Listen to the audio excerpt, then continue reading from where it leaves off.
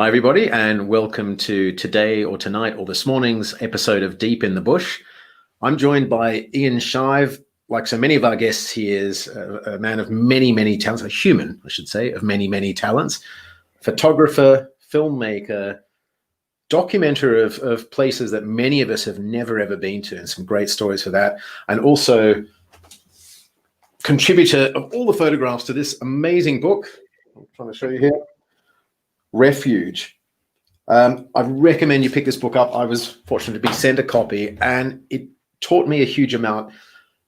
America's national parks are justly famous worldwide.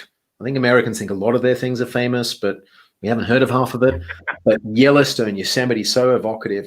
I will confess I knew little to nothing about the Refuge network, which you've so beautifully documented in this book.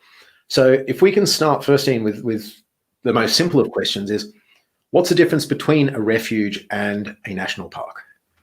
Yeah, absolutely. It's a good place to start, I think. And thank you for having me on the show today. I appreciate it, and promoting the new book. It's interesting. You mentioned the national parks and people being familiar with them. And that was an idea that originated. It actually did originate. I mean, the idea of conservation is nothing new. I mean, indigenous cultures early on, Native Hawaiians, the idea of conservation has been around for a long time. But the idea of actually, in the modern government political system, the national park idea was an original idea that then essentially was exported around the world. And now national parks can be found almost in any country. And they are, very notoriously iconic. You've got the Old Faithfuls and the, Delicate Arch, and of course the Grand Canyon and Half Dome and El Capitan and Yosemite. And so, I think not only were they the first thing that we did, which is, being first definitely has its place in capturing people's imaginations and staying relevant to it. But, they also had just great marketing. We had artists and people from almost the get-go documenting and sharing those places. And so they just were always part of our imagination. And, national parks were created with the idea, and how they differ from a refuge, they were created with the idea of they will be something, we're going to preserve these places the way they are for future generations, so that future generations of people can enjoy them. Where the refuge differs, in its spirit, it is very similar, and I think it's almost coming to the same point as parks in a way that they're almost as much for people. But they originated out of the need to create a place for wildlife. So the National Wildlife Refuge System was wildlife first, essentially. But inevitably, we're expanding, our footprint's expanding. 80% of the world's population lives in urban areas, and so the refuge story is absolutely becoming intertwined with people. But it's hard to believe that most people don't know about it. Most Americans don't know what the National Wildlife Refuge System is. It has lots of visitors, and perhaps a lot of people interact with it and don't even realize they're interacting with a refuge. But it is the largest network of protected lands and waters in the world. And so if you count the oceanic areas that are part of the marine national monuments and all of the land, just by land mass, it's larger than our national parks. 85 million acres are parks, 115 million acres approximately are refuges.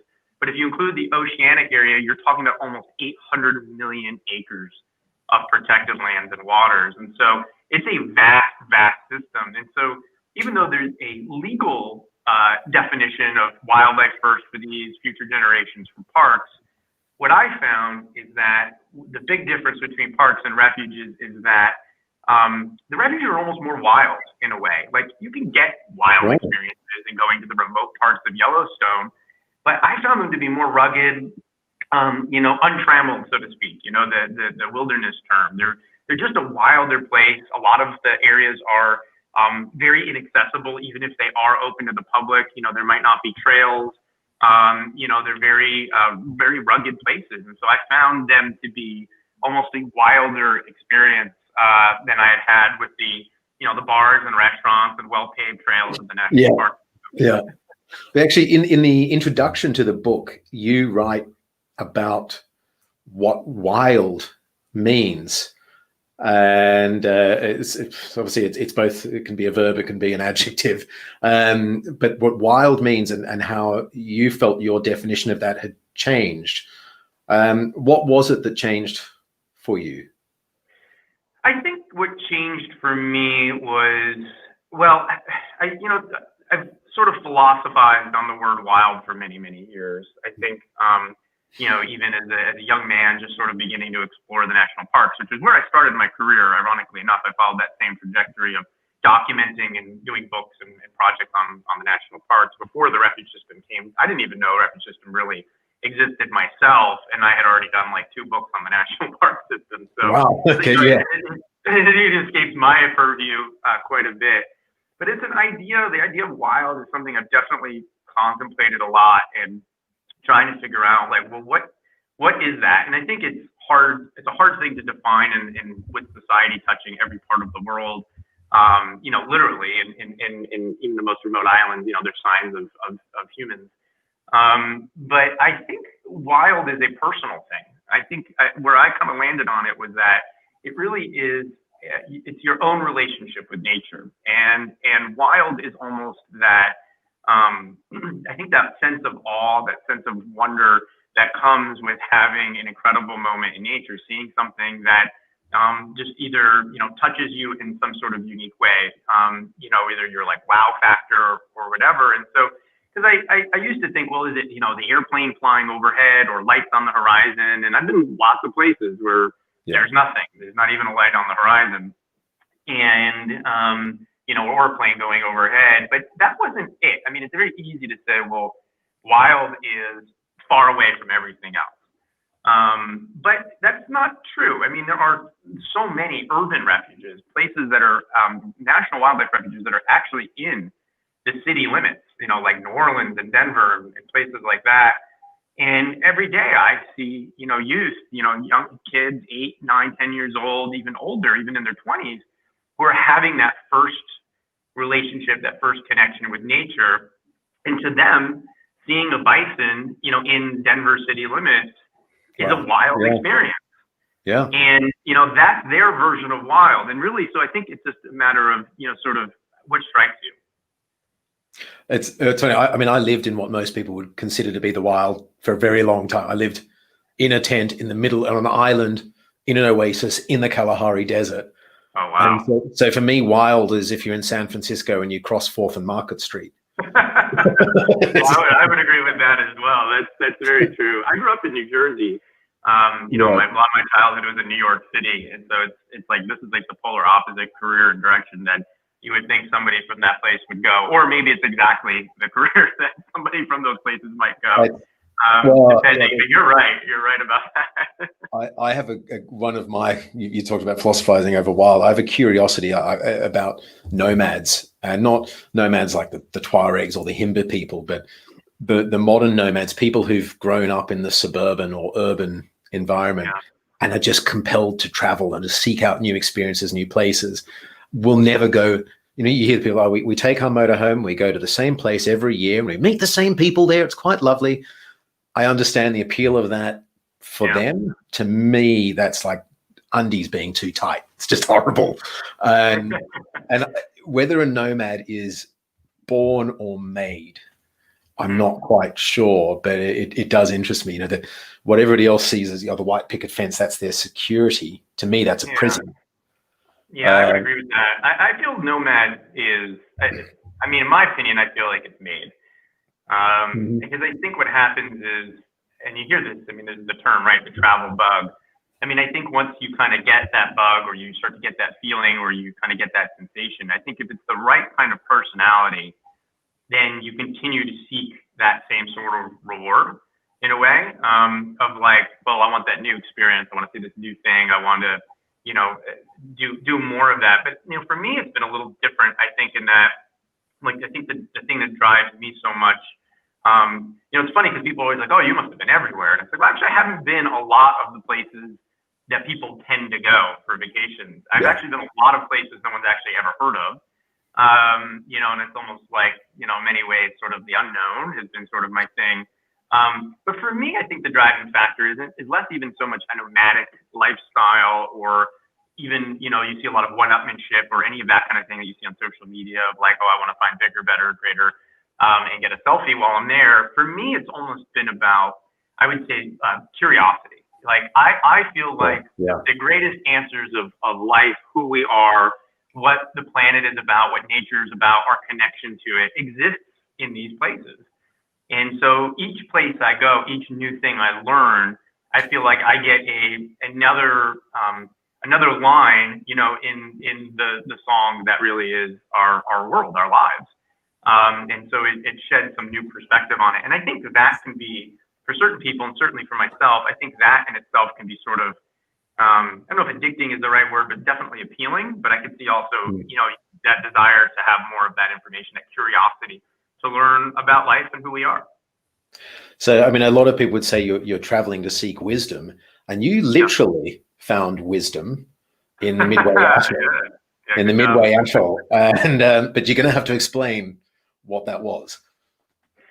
Well, I mean, there were two kinds of wisdoms I found on Midway Atoll. I think the one that you're probably referencing is the world's oldest documented bird, a Laysan albatross named Wisdom, and she has returned to the island year after year since being tagged, with the banding on her foot with her unique marker, and she's now, I believe, just returned at the age of 69 years. And has an egg that she's nursing, and so she's breeding. I mean, we would be on soft foods at that point, and she's still breeding. That's correct. Yeah, wow. That's right. I mean, it's an amazing thing, and we don't really know truly how old they do get, and how how long they live, and how long they breed, and so it's a pretty amazing story. I think the other thing that's really fascinating is, she's had a few different mates just because of her longevity, but also they are monogamous otherwise. So the only reason she would change her mate is if they don't survive. But they are considered one of the most, if not the most, monogamous creature on Earth. And I think one of the other wisdoms I found on Midway Atoll, among many really, I learned a lot on that island, but is just the intimacy, affection, and just the brilliance of these birds, really. I mean, they're just so smart. And when you spend, 10 hours a day sitting in a field with a camera, not really moving and just watching the same group of birds all day long, it sort of reveals mysteries and aspects of behavior and personalities that you wouldn't otherwise think of with your backyard bird or whatever. And so I found a new appreciation for birds there, what's interesting about the Laysan albatross, cut to 3 years later after Midway, I'm on a boat in the Bering Sea in the North Pacific, 3,000 miles away, where it's cold, windy, where they film Deadliest Catch. And I see Laysan albatross, and they're flying past the front of the boat feeding. And 90% of the world's population lives and nests on Midway, and then go to the ocean to feed. And we started talking about it, me and the captain, who were with the U.S. Fish and Wildlife Service, and they said, yeah, we've documented the birds on Midway come all the way up here. They'll kind of work their way up, sort of on a slow curve, figure out where the good food is. They'll then eat the squid and things on the surface of the water, and then they document them straight back to Midway, 3,000 miles in a straight line. In a straight line, direct straight to Midway. I mean, there's a whole lot happening there. They're going up to the Arctic water to have lunch. the idea that they always say, they have a sixth sense, and it's like, well, yeah, they do, and probably a seventh or an eighth, just as we do. Yeah. It's a real false idea that there's only 5 senses. We can tell if it's hot or cold. Yeah. There's your sixth sense straight away.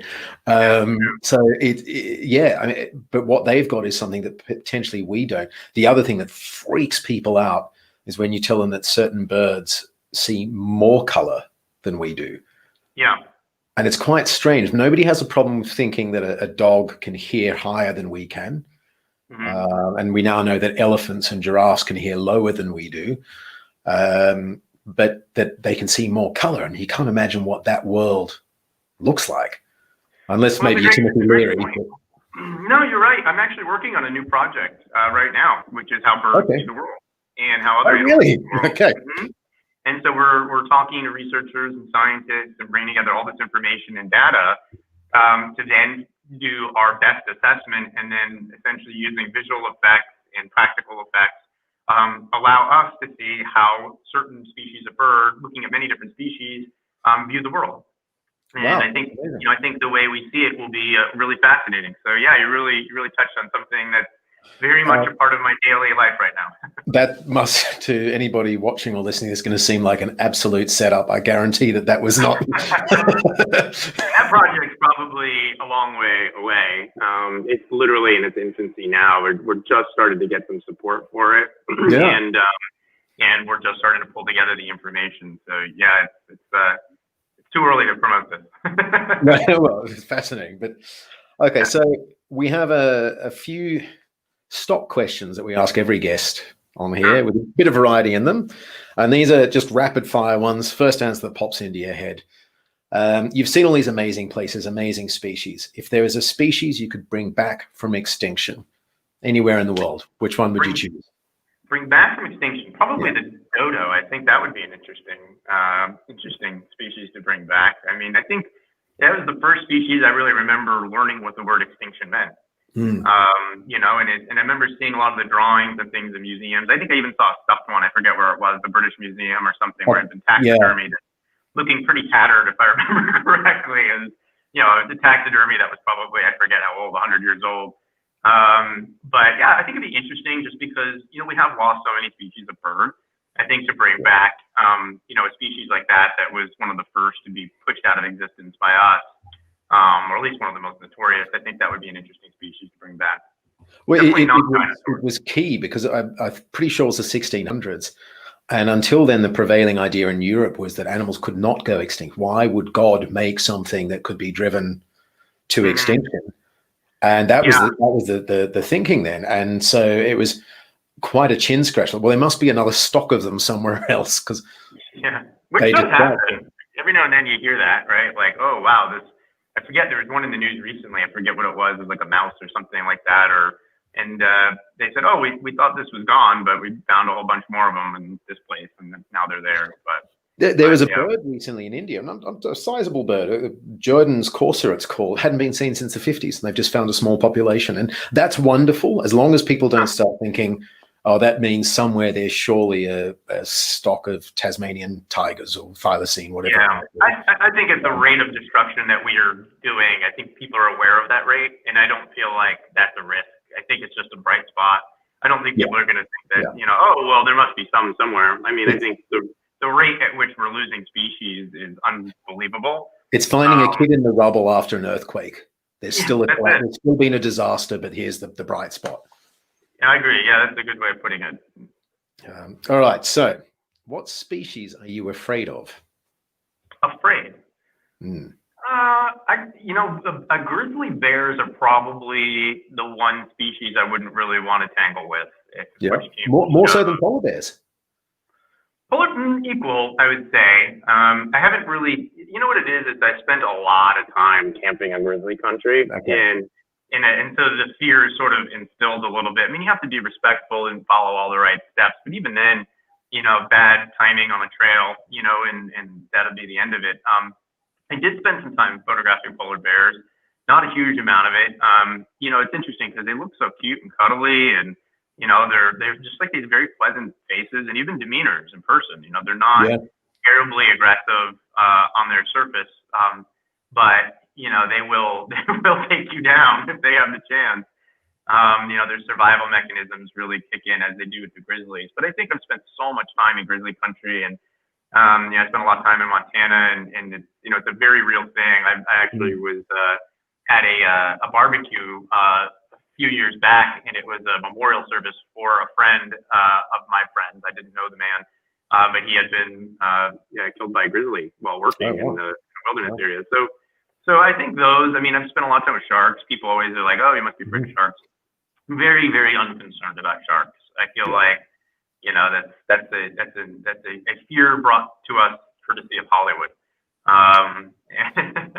Well, I mean, you think of these books, and sorry, just to cut in quickly, we've just been given the great news that the horned marsupial frog has reappeared in Ecuador.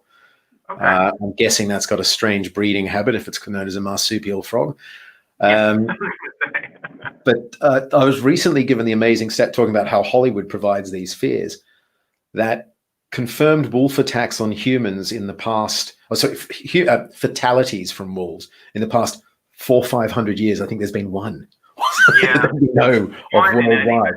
Yeah, and it was, I think, a starving wolf only then, and even in those cases, it hasn't been confrontational. Yeah, wolves are definitely not interested in people in that way, in an aggressive way. What we need to do is we need a horror film produced by a major studio featuring like plastic bottles and things like that. Attack of the 3-liter plastic bottle, so that we have fear of the right things. You do an update on the Blob, but the Blob is plastic developing some sort of sentience. I like that. Okay. Here's an easy one for you. Canon or Nikon? Canon. Yeah, but my dad's a photographer and he's Nikon. So. Whoa. Is that like being in a family where the dad's Republican and you're Democrat, or is it not as savage? In the earlier days, it was more savage, I think. Now it's just friendly banter more than anything. Yeah, but yeah, I still shoot the classic DSLR, Canon camera. It's fantastic. Yeah. Where in the world would you most like to photograph? I get asked that quite a bit, and there's some places I would like to go. Like, I'd be curious to go to Iceland, but it's been so overly photographed and visited by people prior to the virus that I kind of lost my interest in it. And I think really it's less about going to more places. It's now I'd like to spend more time getting further in depth of some of the places that I've already been. Like I didn't have enough time in a lot of places I photographed, and I'd like to spend more time really, as we said in the beginning of the conversation, sort of learning their secrets and really understanding, what makes those places work as an ecosystem. So, when I was working on this book and doing a lot of projects, the book is really the result of a long-term partnership with the U.S. Fish and Wildlife Service to help connect people to refuges. And so I traveled with them to a number of places, and I just, some of them, we were only there for like an afternoon, which, even 3 or 4 days, you really wouldn't get it, but I'd love to return to some of those places like Umbagog. It's a fun one to say. It's up in Vermont and New Hampshire and New England. And in the autumn, the colors change. It's a big lake that's very, very quiet and still with fog and loons and little islands throughout the lake. Some are very, very small, but they have like little campsites for just one group or family to be on. And so it's just very, just a very beautiful place. But there was a lot of that where I'd like to. Yeah, I'm sold. Yeah, especially after all this, right? I mean, I think we're all Yeah. I think we're all going to have luxury redefined for us at the end of this. I think what's happened in tourism, and I've seen this a lot in the safari business, which I'm very much a part of still, is that we've started competing on bling rather than on the luxury of experience. If you've flown halfway around the world to Africa, you're not going to be impressed by a chandelier. You've got one at home if you've got that kind of money. But you don't have 50,000 zebras on your doorstep like we'll have in Botswana or in Namibia if you want space. This is the close, without paying money to Elon Musk or the Russians to go up one of their capsules. Namibia, you're in space. It can be Mars or the moon, depending where you are. And that I'm craving that. I'm absolutely craving that now. So yeah, I hear you. Namibia and Botswana have always been on my list for a long time. I haven't made it to the African continent, and would love to see some of that at some point. I think that would be great. I'd love to see them. I like migrations a lot. Great migrations are very fascinating to me, and just I think that they're sort of the key to unlocking the interconnectedness of the natural world, and there's probably a lot more of them than we realize happening too. And I've always wished I could do that. So yeah, we'll see. There's a few in Africa that are far lesser known. I mean, probably the biggest of all, and we don't know this 100%, is a completely unexpected one. Starts up near Mozambique, down through South Africa, and it's aquatic. It's sardines.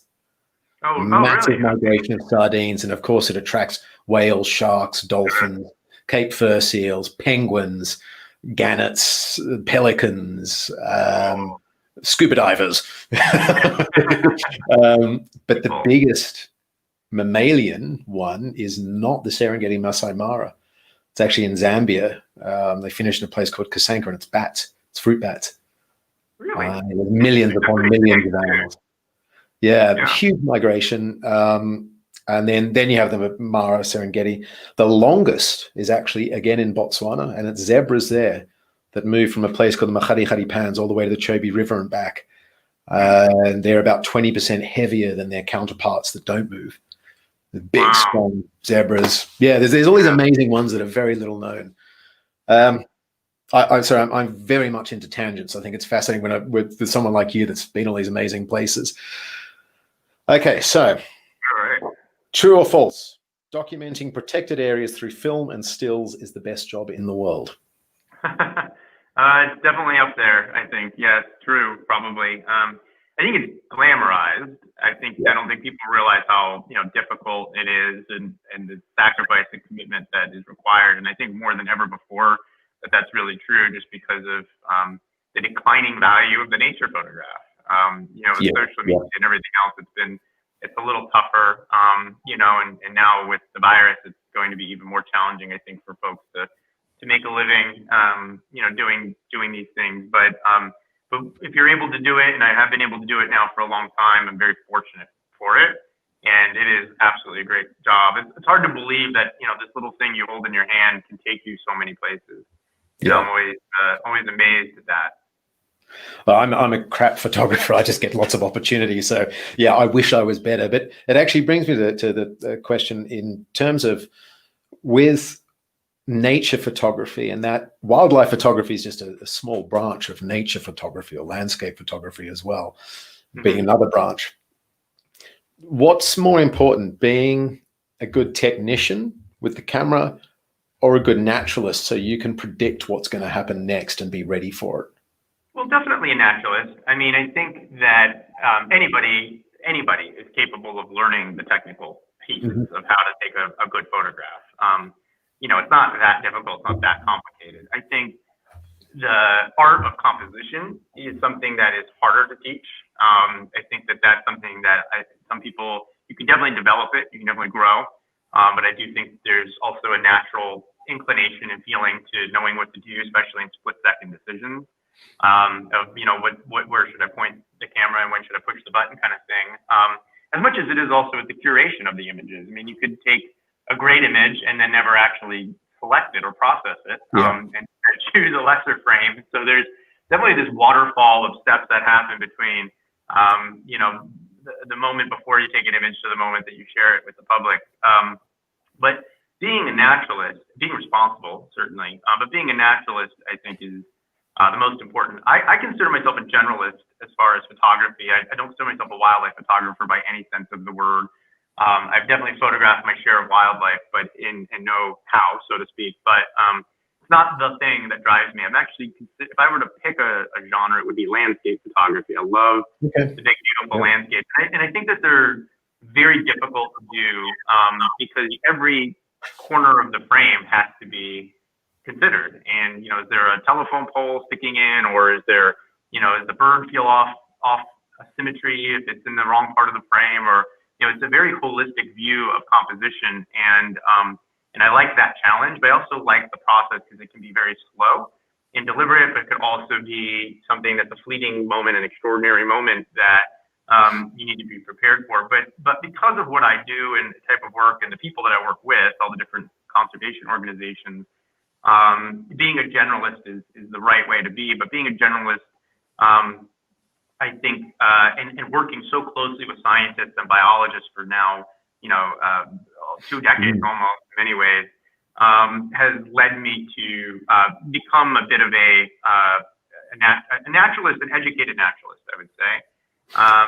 So I know behavior, and I know, where the right things are to be. And that's the thing I look in for people. Like, I work with this really incredible underwater cinematographer, James Scott, who I think it's less that he's a good cinematographer and more that he's an amazing naturalist, because he knows where the fish are going to be, how to sit quietly at the bottom of the ocean, breathing slowly, drifting quietly, not rushing over to film something, but kind of going with the natural flow of the environment to capture the really beautiful images that he is capable of doing.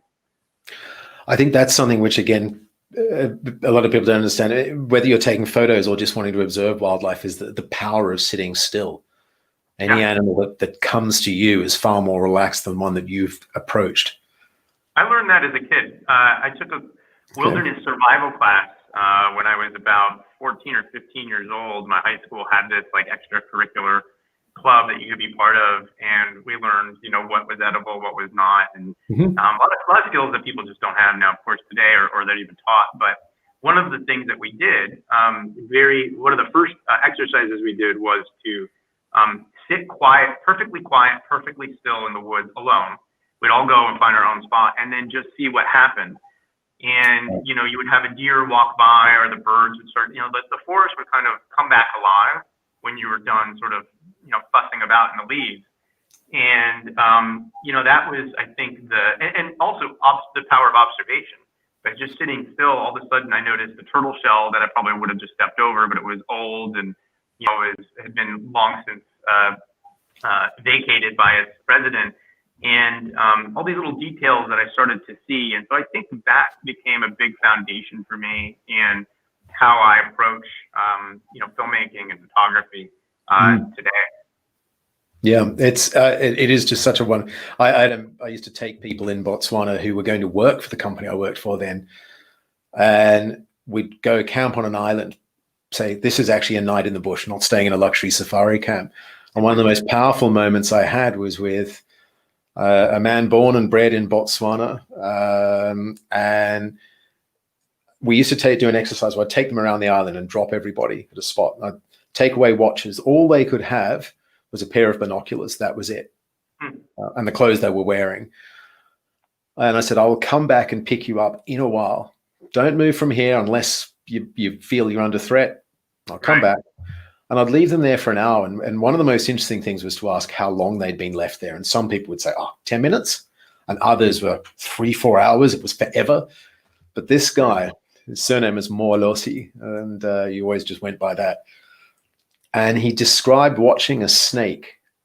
And he said, at home where he was from, down the Limpopo area, if he saw any snake, he would reflexively kill it, as he'd done since day dot, and as his father had done.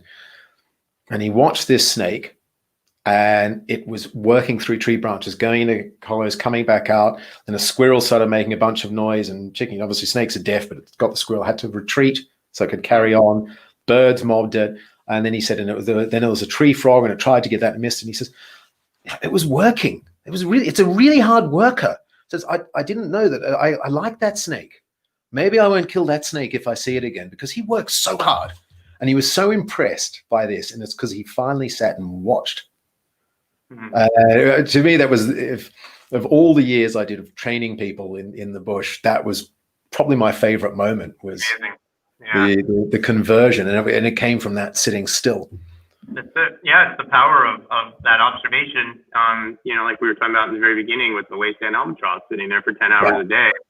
I mean, I didn't think much of birds. I never quite understood the appeal of, people traveling all around the world to catch a bird on their list, which I don't fully understand still, that entire mentality, because it starts to become less about the behavior and seeing it more about checklists, which I'm not a fan of, and one-upmanship, which I think is a terrible aspect of what's happened with photography and social media. But for those that truly appreciate the behavior, I now understand that, and I understand the appeal of it because of sitting quietly somewhere. It really has the power to change things. I think we should probably do that in a lot of other parts of our lives as well, not just with nature, but I think sitting quietly to observe, the decisions that we make in our daily lives as well.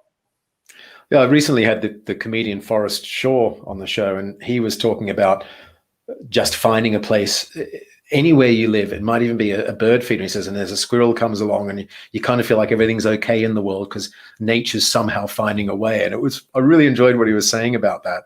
You can find those moments, but still, I'd prefer the Midway Atoll to LA.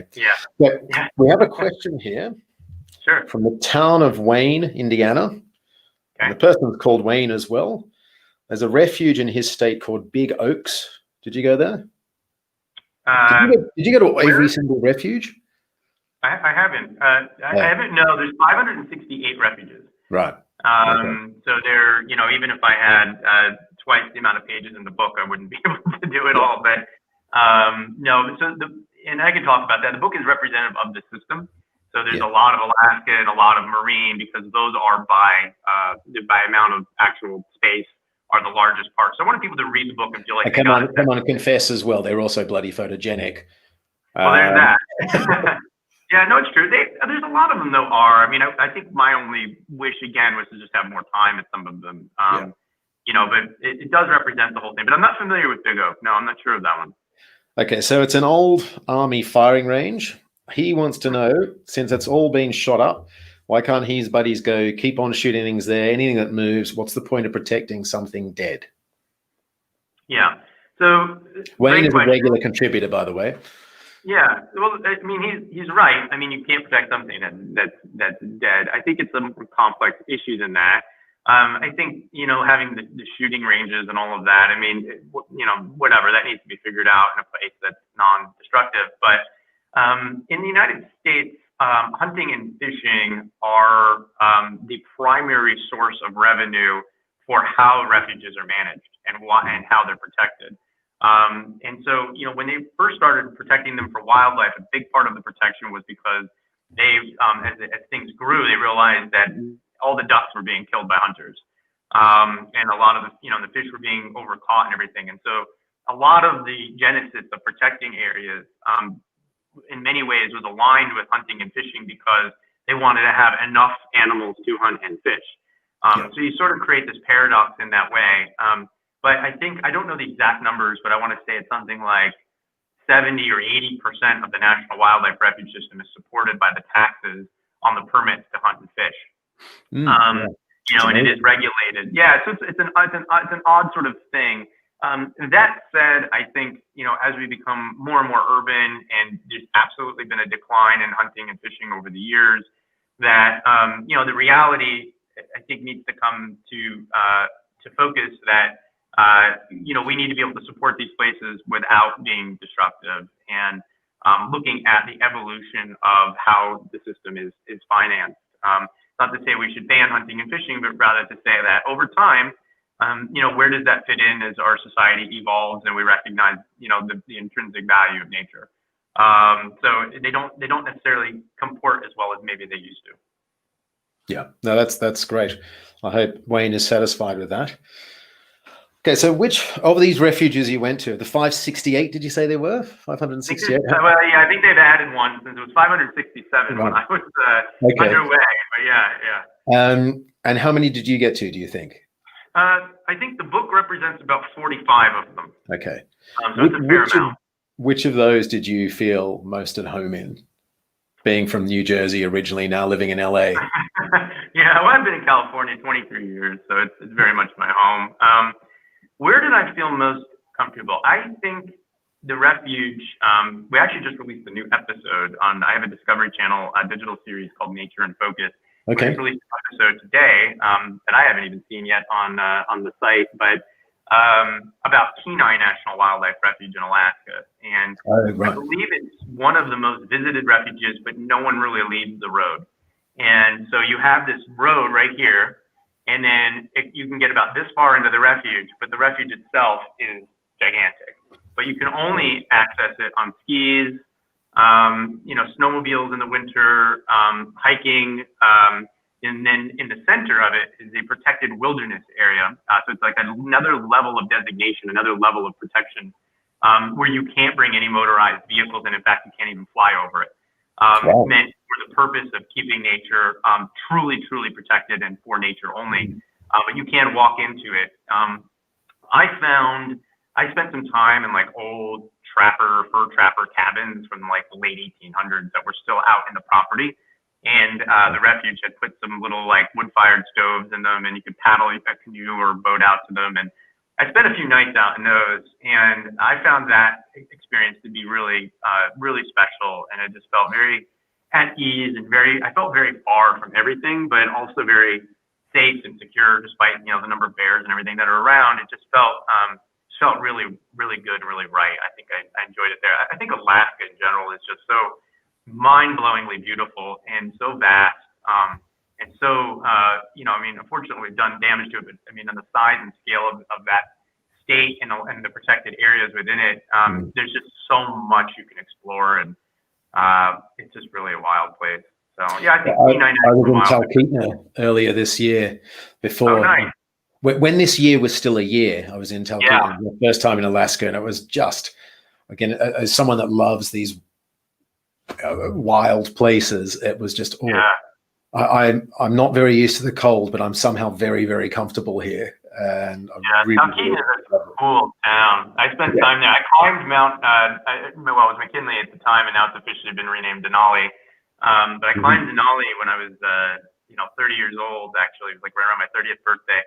And where our base was Talkeetna. And, we spent several days like getting ready and building our packs and all of our gear and everything like that. And I've been there a few times since. It's just a great little, Western frontier type town. Yeah, I loved it. It was right up my alley. Yeah.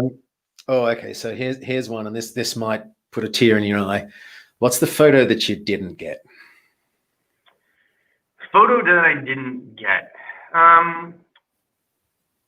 There's not like one thing in particular that really feels like I missed or that resonates. I mean, you're always sort of wishful. I produce films as well, film and television. And so there's one thing I really wished I had gotten on the filmmaking side, actually relates to the albatross. Despite being in a field of them for 2 weeks, it's very, very difficult to know where they're going to land and where they're going to take off. But when they do it, it's pretty clumsy.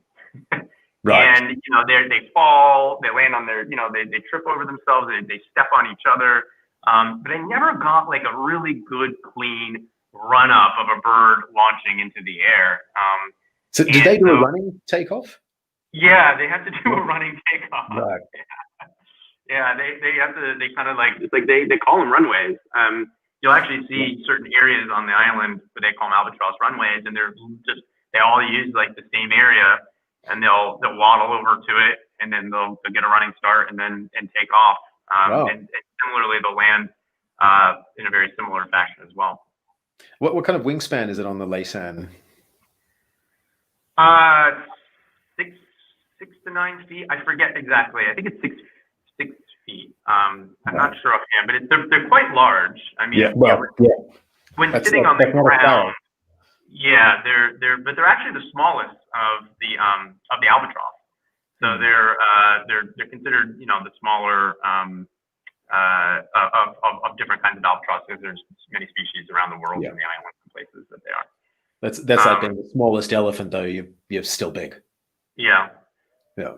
Here, this is 80 inches in length, so 203 centimeters on the large side. So that's close to 7 feet.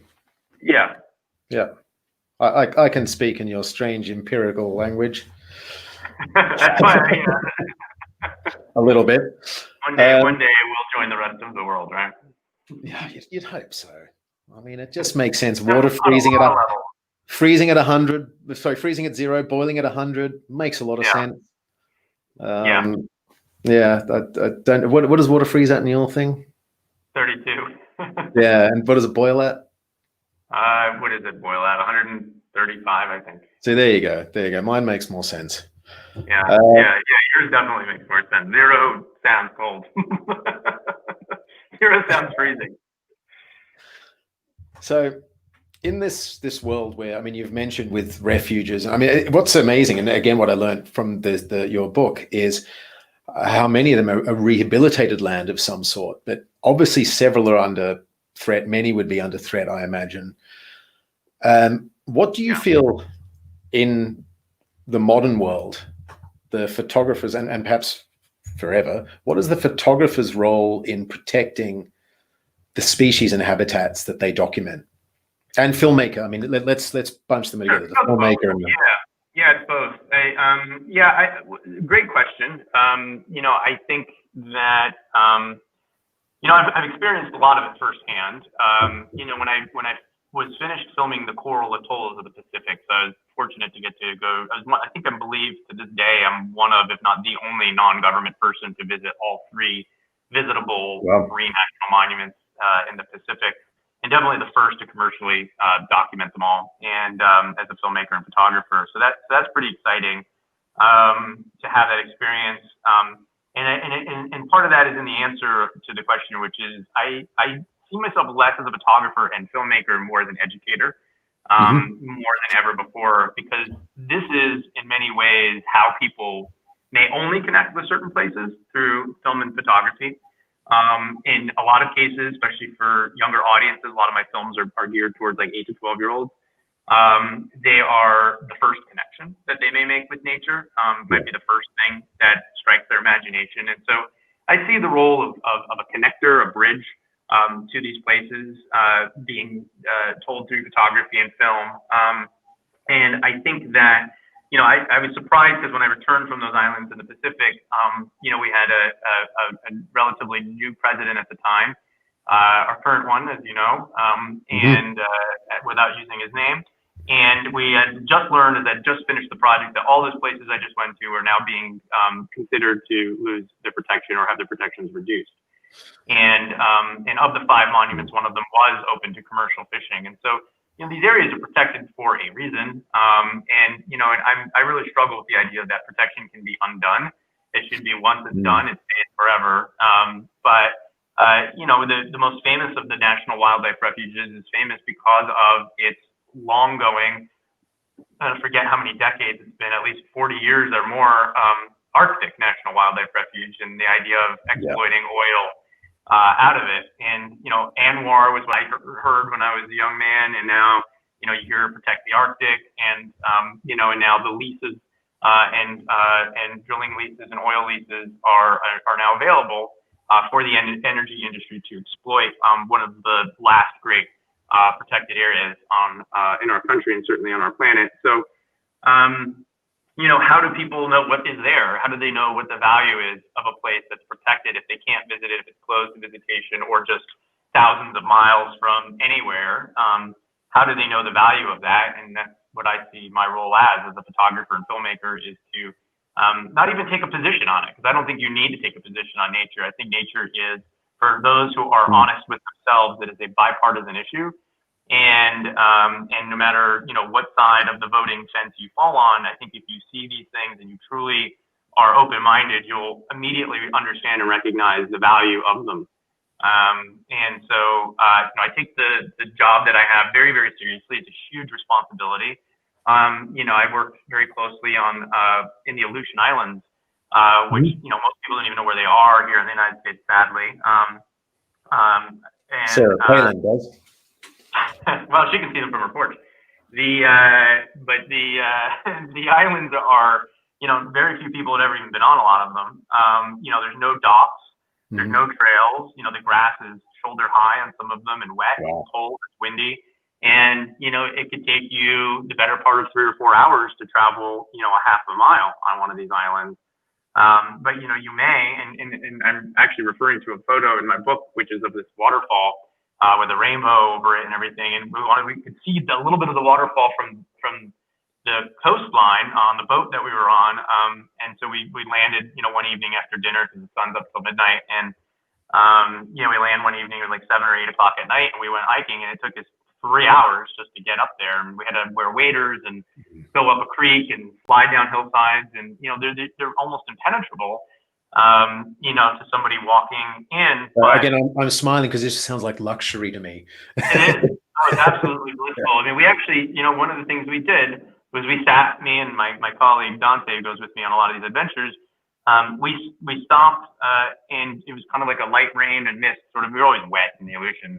You didn't even notice at that point, but we just stopped and just sat on a rock in the middle of this river and just listened.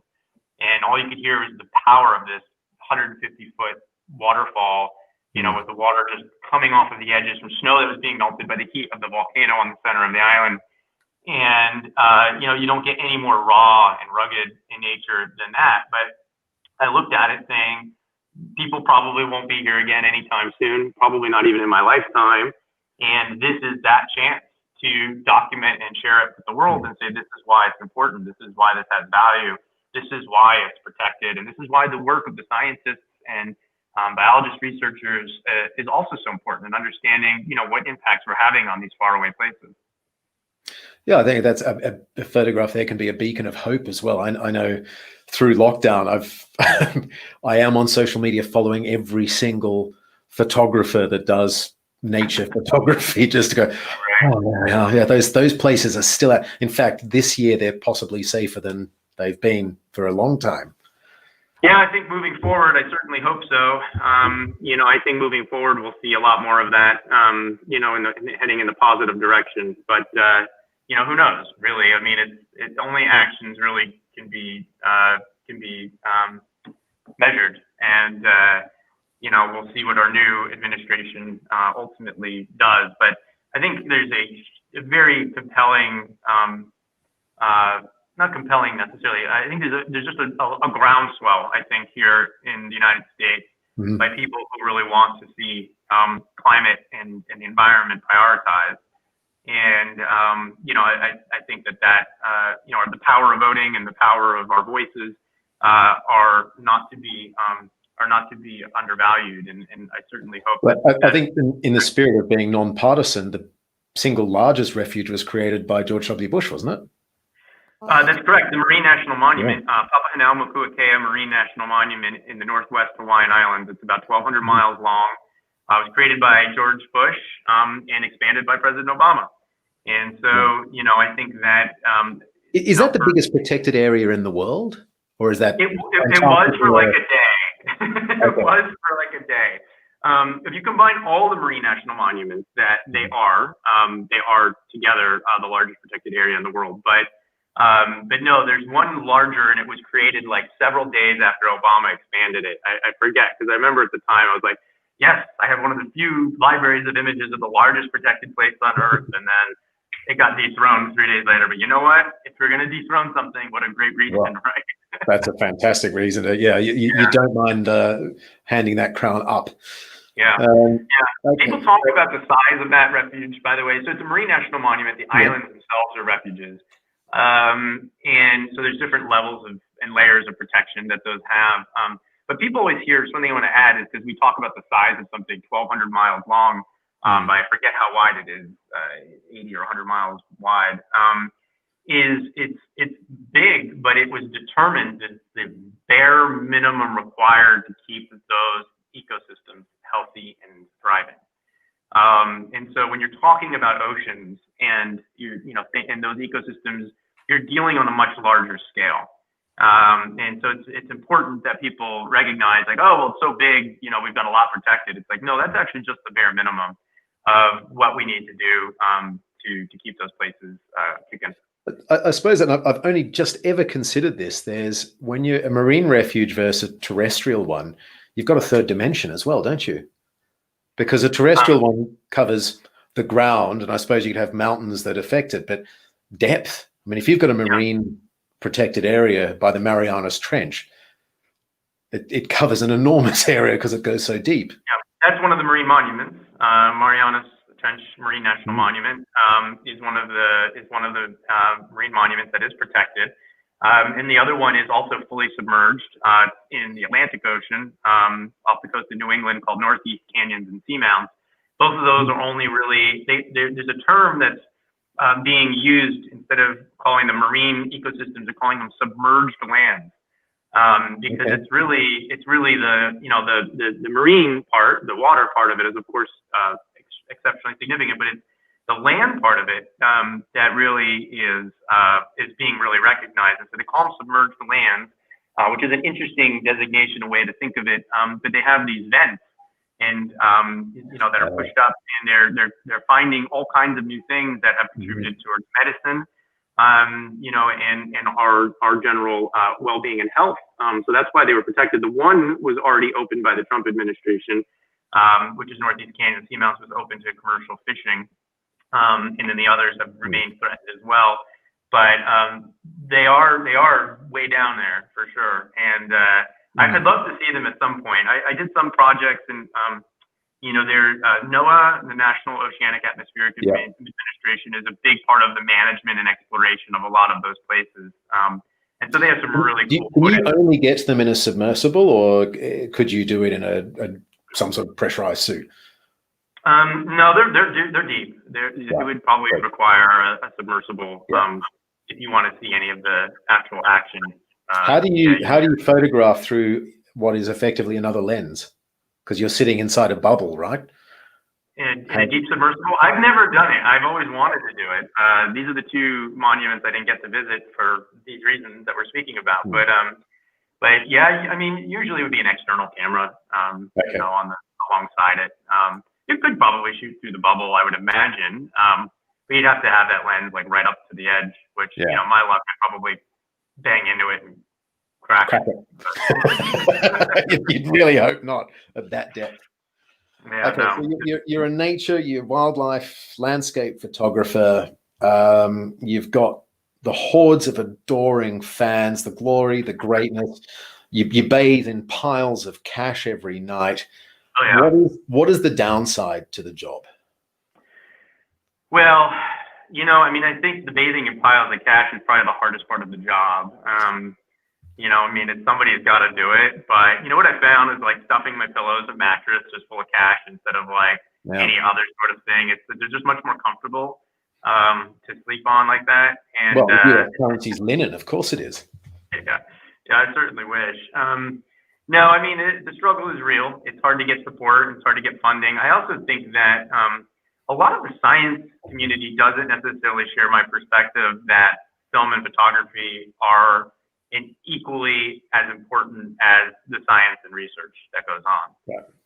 You know, it's like your information is only as good as the audience it can reach these days. And with so much of decision making and protected status taking place in the media, I mean, you know, now even Twitter, right, has played a huge role, but so much of it is media driven. And so, you know, how do you get donors? How do you raise funds? How do you continue to value and protect places if people don't know what the work is that's being done, or you know what the places are? And really the filmmaker and the photographer are the lens upon which people have an opportunity to understand and value their work. And so that has been a big struggle for me, is to get people to understand that value. You know, it's sort of for a lot of places and a lot of organizations, the film and photography is an afterthought.